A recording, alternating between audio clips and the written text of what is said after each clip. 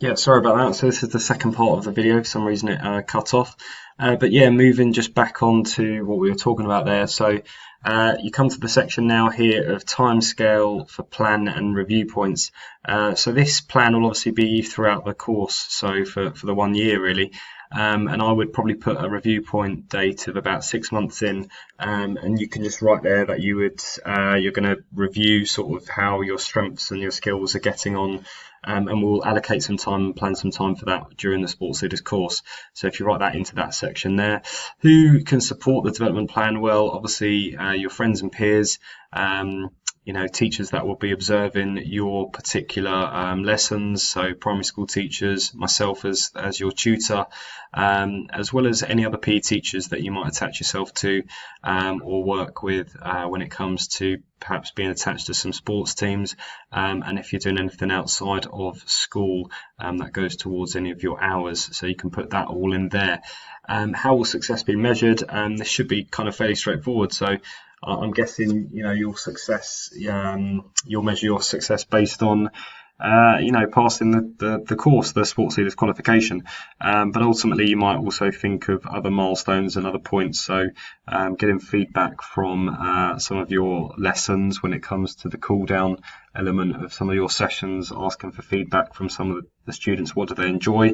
What do they particularly like? Maybe feedback from the tutor if I'm assessing you or observing you, or if a primary school teacher's observing you, then getting feedback from them as well, because it's always important as sports leaders that we remain reflective, and we learn every time from each session, because each session is different.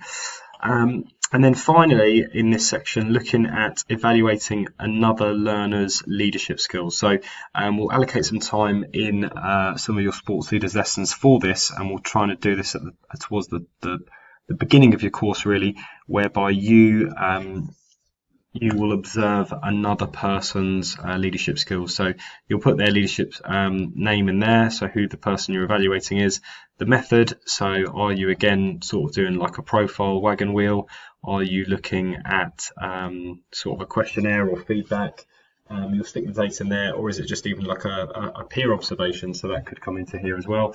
You'll put the date obviously of the evaluation, and then once again sort of highlight and mark where you think their leadership skills are from 1 to 10, and what evidence you have to support that. So from the session that you've watched, was there any evidence of problem solving? Was there any evidence of self-management? So how well did the leader behave and regulate themselves around the students? How do they conduct themselves? How well do they communicate? Do they ask specific questions? Were they open, closed questions?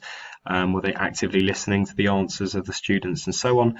And then again, once again here, you put what the learner's strengths were, the stronger skills, what areas they need to perhaps develop, and then can you suggest any ways in which that they can improve upon their leadership skills, the weaker ones that you've identified. So that in all is task 1.3. Again, there's a few bits and pieces to do there, but I think allocated with the time that we have in the lessons, you should be able to get that done. So don't leave this task to the end. This should be sort of completed in that first half term, really, so that you've got a clear idea of what you want to get out of this course.